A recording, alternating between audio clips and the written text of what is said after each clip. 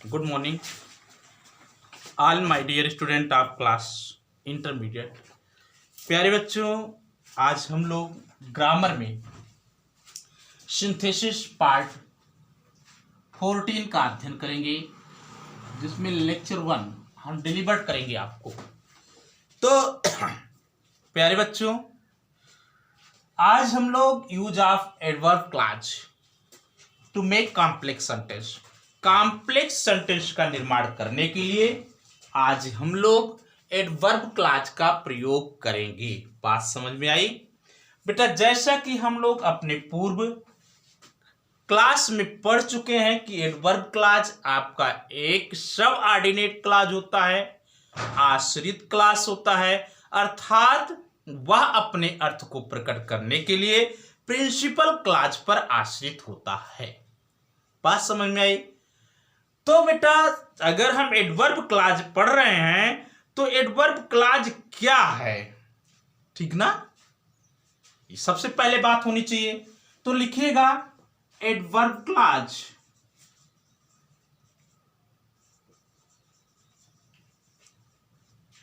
बेटा, adverb clause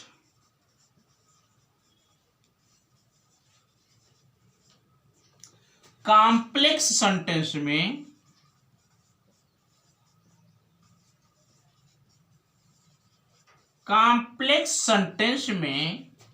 adverb का कार्य करता है।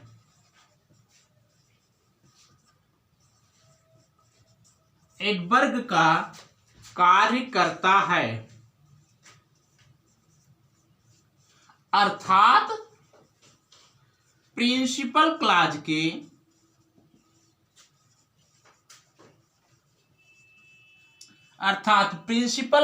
के किसी एडजेक्टिव, एडवर्ब या वर्ब की विशेषता प्रकट करता है।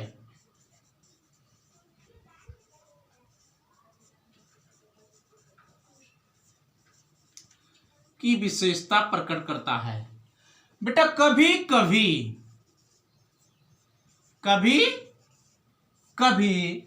पूरे प्रिंसिपल क्लॉज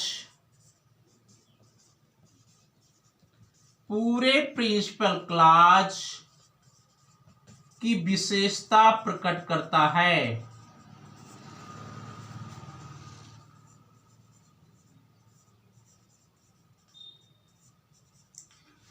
कभी कभी पूरे प्रिंसिपल क्लॉज की विशेषता प्रकट करता है। अब बेटा, इन्होंने कहा कि एडवर्ब क्लॉज कॉम्प्लेक्स सेंटेंस में एडवर्ब का कार्य करता है, अर्थात प्रिंसिपल क्लॉज किसी एडजेक्टिव, किसी एडवर्ब या किसी वर्ब की विशेषता प्रकट करता है। कभी कभी पूरे प्रिंसिपल क्लॉज की विशेषता प्रकट करता है। आप तो जानते हैं एडवर्ब को हम लोग क्रिया विशेषण करते हैं, अर्थात वह क्रिया की विशेषता प्रकट करता है, विशेषण की विशेषता प्रकट करता है और क्रिया विशेषण की। तो बेटा, सेम यही कार्य है ना। प्रिंसिपल क्लॉज में कोई ना कोई एडजेक्टिव होगा, कोई ना कोई वर्ब होगा, कोई ना कोई एडवर्ब होगा, जिसको आपका एडवर्ब क्लॉज मॉडिफाई करेगा। बेटा, ध्यान दीजिएगा कि एडवर्ब क्लॉज कई प्रकार के होते हैं।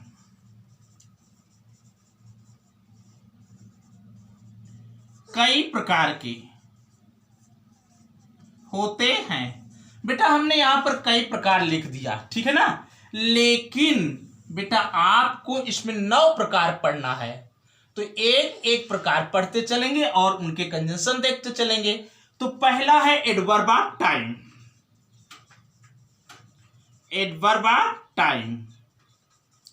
अर्थात प्रिंसिपल क्लॉज में समय की विशेषता का वर्णन करेगा, ठीक है ना? तो अब ध्यान दीजिएगा इसमें, ठीक ना, एडवर्ब ऑफ टाइम में निम्नलिखित कंजंक्शन का प्रयोग किया जाता है। निम्नलिखित कंजंक्शन का प्रयोग किया जाता है।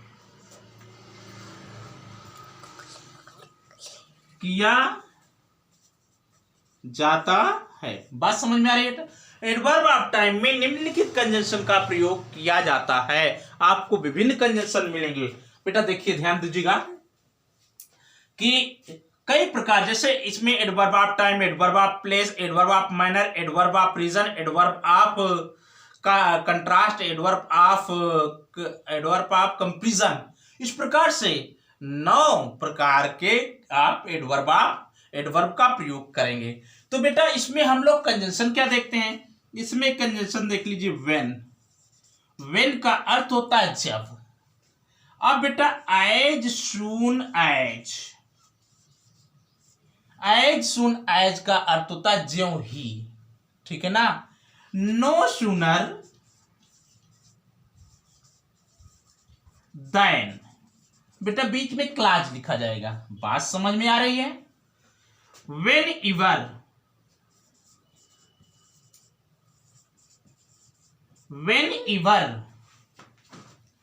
एज लॉन्ग एज, सबसे ज्यादा कंजंक्शन इसी में मिलेंगे आपको। बिफोर, आफ्टर, ठीक भैया ना, टिल, अनटिल, सिंस, ठीक ना बेटा। ये सारे कंजंक्शन आपको यहां पर देखने को मिलेंगे। और वाइल,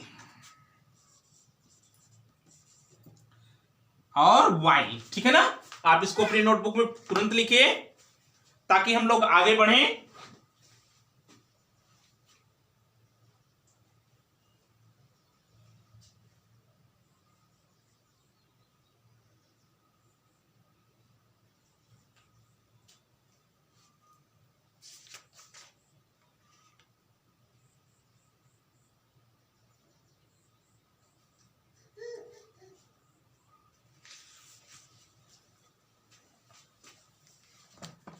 तो आप लोग लिख लिए होंगे।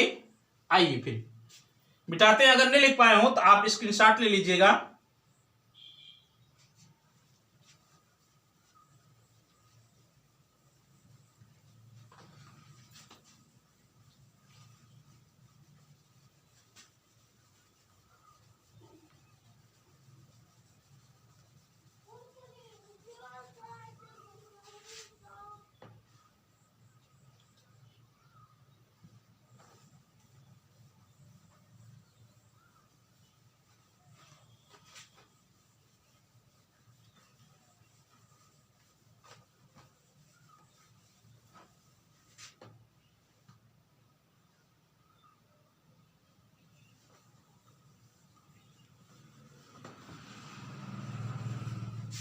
चलिए बेटा हम कंजंक्शन लेते हैं वेन। क्या लेते हैं? वेन का अर्थ होता है जब, ठीक ना। और ले लीजिए एज सून एज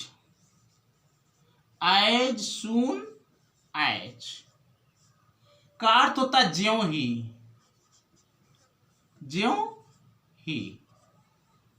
ठीक ना। और उसके बाद ले लीजिए नो सूनर देन।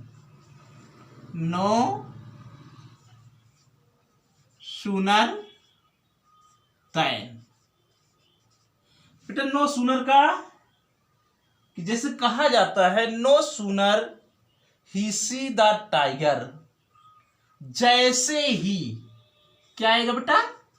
जैसे ही। ये तीनों कंजंक्शन हम एक साथ प्रयोग करेंगे, ठीक है ना। और एक साथ प्रयोग करके हम इसको देखेंगे। तो बेटा हम मिटाते हुए चलते हैं। When, no sooner, as soon as, और अगला कंजंक्शन होगा आपका नो सूनर देन।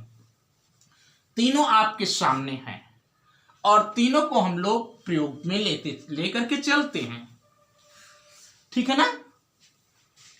तो जैसे कहा जाए, ध्यान दीजिएगा, द सनसेट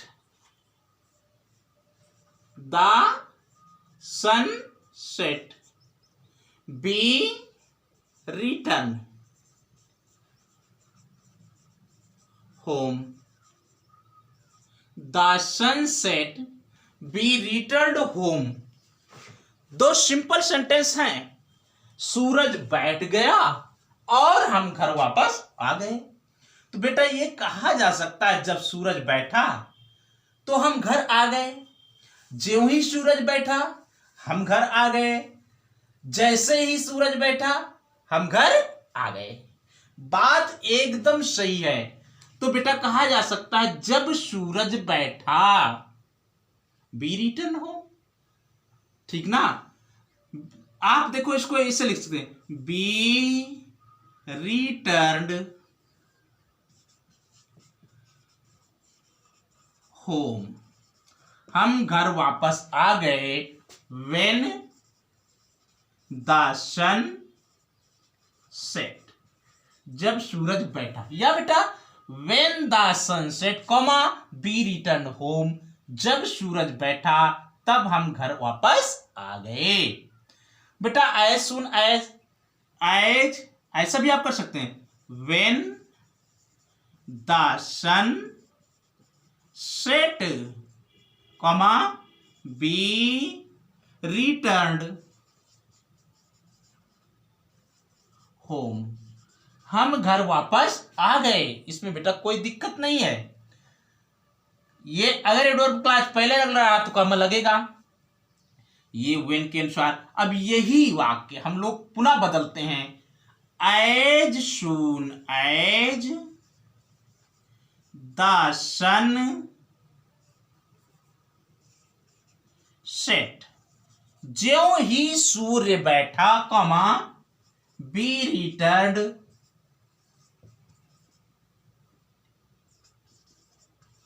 होम, ज्यों ही सूर्य बैठा हम घर वापस आ गए। बेटा तीनों कंजंक्शन एक प्रकार की से आप प्रयोग कर सकते हैं।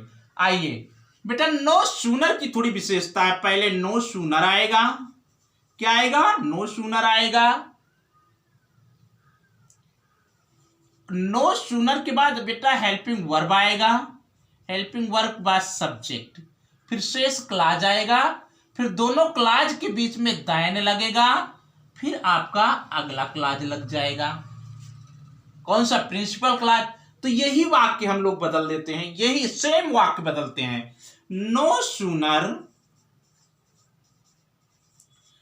द सनसेट, पास्ट टेंस है। No sooner did, helping verb आया, no sooner did the sun set set set कॉम। अब यहां पर बेटा क्या लग गया? दैन। ध्यान दीजिए, नो सूनर आएगा देन आपको लगाना है। No sooner did the sunset then be returned, then be returned home. बेटा एक ही उदाहरण में आपने तीन कंजंक्शन का प्रयोग कर लिया। ये कहते हैं बेटा कि जो सब ऑर्डिनेट क्लास है वो प्रिंसिपल क्लास के वर्ब की विशेषता। अगर आपसे पूछा जाए कि आप कब वापस लौटे, क्या किए? रिटर्न किए ना। कब लौटे? जब सूरज बैठा। आपके लौटने के समय के वर्णन कर रहा है, अतः ये आपका क्या रहा? Adverb clause. अंडरस्टैंड? आप इसको फट से नोट करिए ताकि हम आगे बढ़े।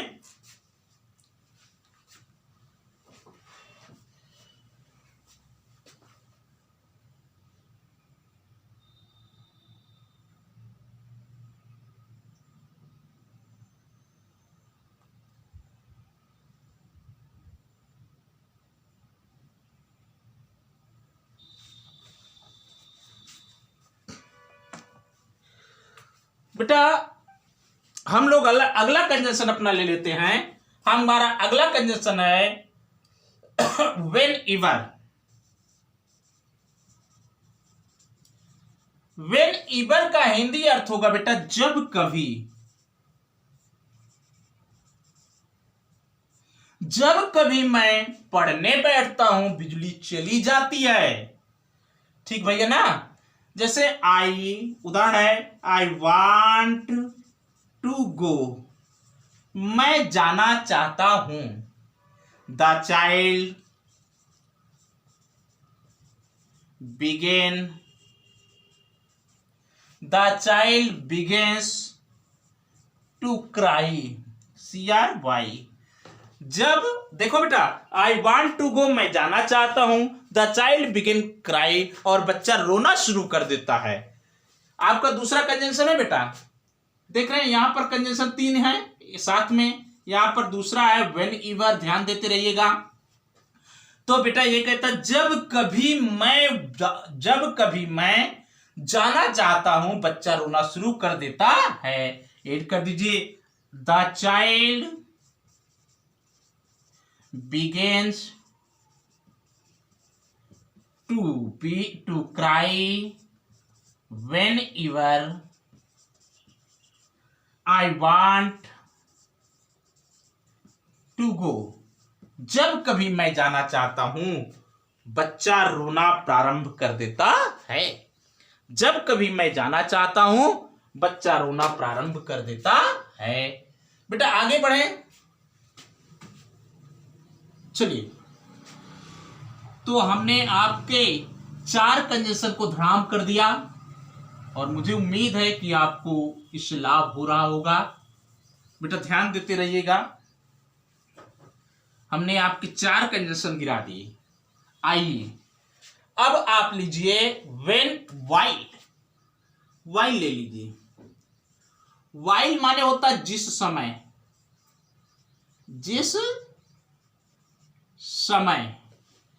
जिस समय कोरोना महामारी थी, उस समय स्कूल बंद थे। क्यों बेटा? आई रोट द लेटर, जैसे कहा जाए आई रोट द लेटर, इसको थर्ड हम कर लेते हैं। I wrote the letter, I was in hospital.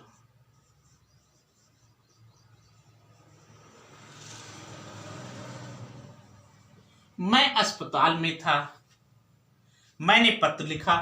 बेटा पत्र कब लिखा? जब मैं अस्पताल में था। क्यों बेटा? I wrote the letter while, जिस समय आई वॉज इन हॉस्पिटल। ध्यान दीजिएगा, I wrote the letter while I was in hospital, जब मैं अस्पताल में था तो मैंने पत्र को लिखा। आई रोट द लेटर, मैंने पत्र को लिखा, वाइल जिस समय, आई वॉज इन हॉस्पिटल, मैं अस्पताल में था। बात समझ में आई? यहां पर बेटा लिखने की बात हो रही है, जो कि आपका एक एडजेक्टिव है। चलिए भाई, अगला आपका कंजंक्शन होगा बिफोर। आपने इसको खूब पढ़ा होगा, बिफोर को और आफ्टर को, ठीक ना। बिफोर का मतलब आप जानते हैं कि पहले, मेरे जाने से पहले गाड़ी छूट चुकी थी। आप लोग पास्ट परफेक्ट टेंस में खूब पढ़ते हैं। आई had left home, I had left home, मैं घर छोड़ चुका था। He came later, वह बेटा बाद में आया। कब आया? वह बाद में आया, ठीक ना।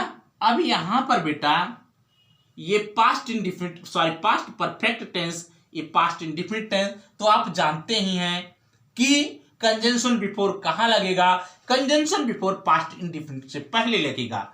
आई had left home before he came, उसके आने से पहले मैं घर छोड़ चुका था। बेटा वो आया नहीं था और मैं घर को छोड़ चुका था। बात समझ में आ रही है? चलिए भाई, अगर हम लोग बिफोर कर चुके हैं तो इसका भाई है अगला आफ्टर, उसको भी कर लेते हैं। आफ्टर, आफ्टर मीन्स होता है के बाद। आफ्टर मीन्स बेटा के बाद। ये भी आपका किसमें जाएगा? पास्ट परफेक्ट में ही जाएगा। पास्ट परफेक्ट में ही आप लोग इसको पढ़े हैं। जैसे उदाहरण है आई अराइव्ड, मैं दिखाई पड़ा। he had left, वह छोड़ चुका था। बेटा जब वो छोड़ चुका था तो मैं दिखाई पड़ा। अब जब हम आफ्टर का बात करते हैं तो आफ्टर को हम लगाते हैं पास्ट परफेक्ट टेंस से पहले। आई arrived after he had left। हो गया बेटा ना, आफ्टर ही हैड लेफ्ट। बात समझ में आ गई? तो नोट करते चलिए ताकि हम आगे बढ़े। अगला आपका बेटा कंजंक्शन है सिंस, SINCE। बेटा सिंस को आप क्या कहेंगे? सिंस कहेंगे तब से, या सिंस का मतलब होता है क्योंकि भी। क्या अर्थ होता है बेटा? क्योंकि। या सिंस का मतलब होता है इसलिए कि। इसलिए कि, ध्यान दीजिएगा। जैसे mister Sinha is ill, is ill, ठीक है ना।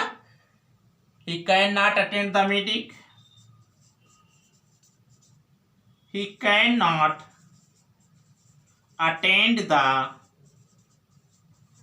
मीटिंग। मिस्टर सिन्हा इल हैं, बीमार हैं, वो मीटिंग को अटेंड नहीं कर सकते हैं। अच्छा, mister Sinha can not attend the meeting since he is ill, क्योंकि वो बीमार हैं, ठीक ना। तो हम कर सकते हैं मिस्टर सिन्हा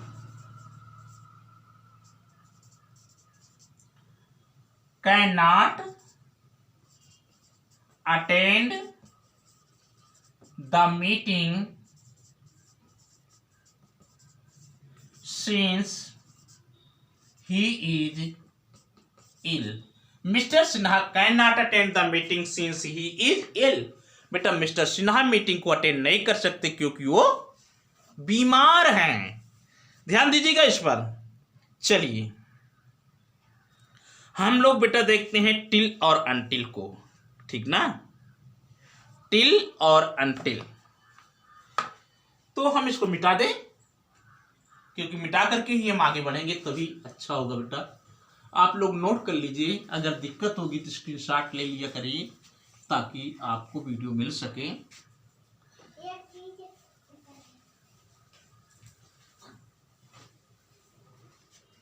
हाँ बेटा टिल, टिल माने होता है जब तक की, जब तक की। बात समझ में आ रही है? और टिल का प्रयोग, ध्यान दीजिएगा, टिल का प्रयोग हमेशा वाक्य के बीच में करना चाहिए।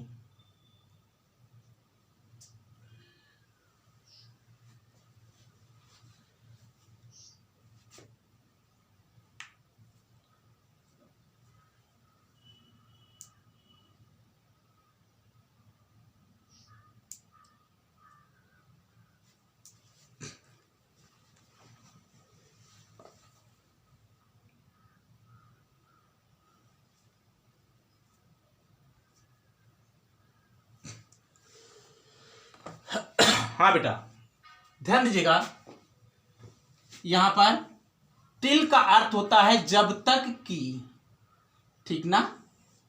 जब तक मैं वापस ना आ जाऊं तब तक इंतजार करो। जैसे बेटा दिया जाए लेट अस वेट,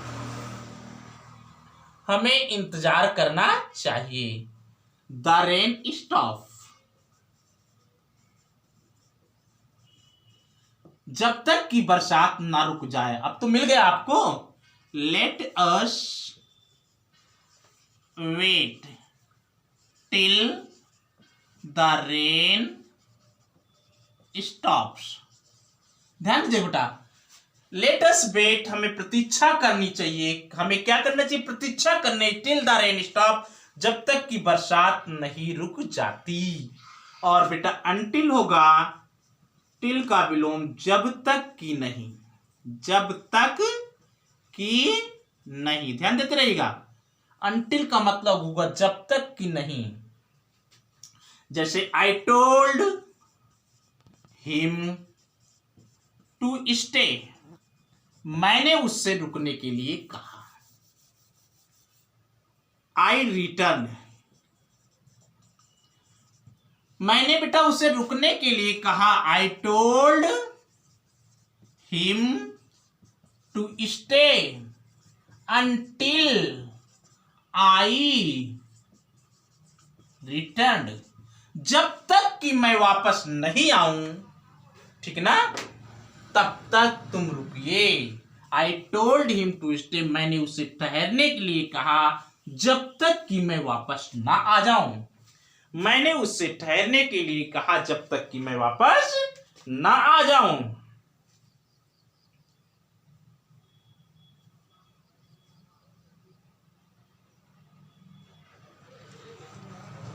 चलिए बेटा, एक कंजंक्शन और आपको बचा है, वह है एज लॉन्ग। एज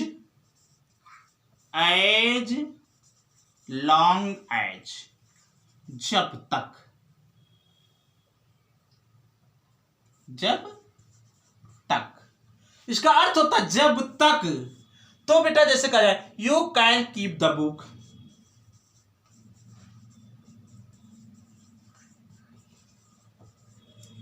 तुम किताब को रख सकते हो।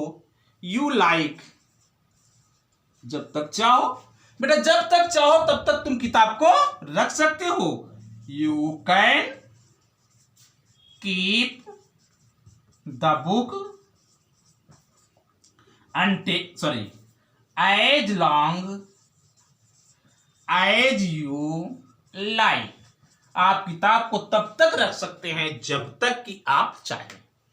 ठीक है बेटा, देखिए इसमें प्रथम लेक्चर हम यहीं पर समाप्त करते हैं, क्योंकि जितने कंजंक्शन आपको मिले हैं एडवर्ब ऑफ टाइम में, बाकी शेष में लगभग उससे थोड़ा ज्यादा मिलेंगे। बस 2 या 3 लेक्चर में हम आपको समाप्त कर देंगे, तो आप इसको देख लीजिए और एग्जाम्पल करते रहिएगा।